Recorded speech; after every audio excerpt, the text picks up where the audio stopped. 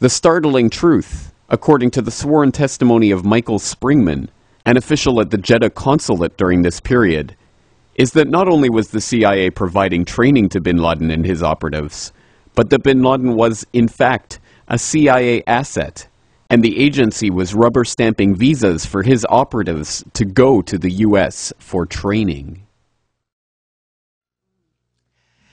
And I had been told that this was a visa scam, and it certainly seemed that way to me. I was told, look who needs the money.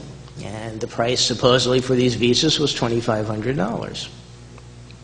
And it was, the king's barber's servant to get a visa. Freres was seen filling out visa applications for people in the consulate.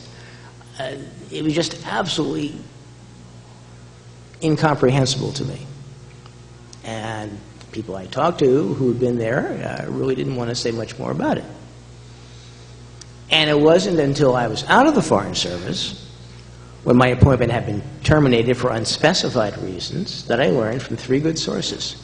Joe Trento, the journalist, a fellow attached to a university in Washington, D.C., and a guy with expert knowledge on the Middle East who had worked for a government agency. They said, it's very simple. The CIA and its asset Osama Bin Laden were recruiting terrorists for the Afghan war. They were sending them to the United States for training, for rewards, for whatever purpose, and then sending them on to Afghanistan. And most likely, the problems they had with the liquor at the consulate, large amounts of it disappearing, it being sold at very high markups, and so forth, was being used to fund this. Perhaps not coincidentally, the U.S. consulate in Jeddah, from which the CIA was smuggling operatives for bin Laden in the 80s, was the very consulate from which 11 of the 9/11 hijackers were to receive visas to enter the U.S., many of them using a special fast-track program called Visa Express, which only began 4 months before 9/11.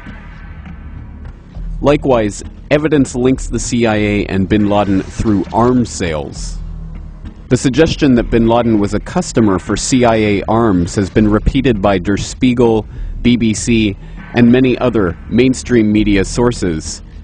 But in Simon Reeve's 1999 book, The New Jackals, one CIA source is quoted as saying that US agents armed bin Laden's men by letting him pay rock-bottom prices for basic weapons. Incredibly, the funding for the Afghan operation also connects the US to Osama. The US provided the funding for the operation to the ISI, the Pakistani Inter-Services Intelligence, which worked closely with the CIA. In turn, the ISI, in cooperation with the CIA, distributed these funds to the Afghan Mujahideen through a front organization known as MAK, or the Bureau of Services. And one of the key men involved in arranging the finances of MAK, Osama bin Laden. After the Soviet withdrawal, Osama would take control of the organization, and it would become the base of what we now know as Al-Qaeda. In fact, the CIA, through their Pakistani proxies in the ISI, not only funded armed and trained Osama bin Laden, but helped spur poppy cultivation to record levels in Afghanistan in an attempt to get the Soviet troops addicted to heroin.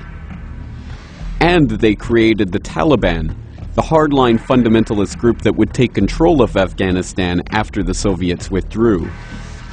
And the Taliban government would become the only government in the world willing to harbor Osama bin Laden from 1996 onwards. The simple fact is that US involvement in Afghanistan from 1979 onwards implicates them in the founding, funding, and training of Osama bin Laden and other hardline militant Islamists. And as we shall see, the ties extend much further into the 90s and beyond. But what does Brzezinski, one of Obama's top advisors, think about this? Does he, in retrospect, admit the danger in having nurtured Al-Qaeda and the Taliban into existence? Does he regret American involvement in the region? In his 1998 interview with Le Nouvel Observateur, he stated, What is most important to the history of the world? The Taliban or the collapse of the Soviet Empire? Some stirred up Muslims or the liberation of Central Europe and the end of the Cold War?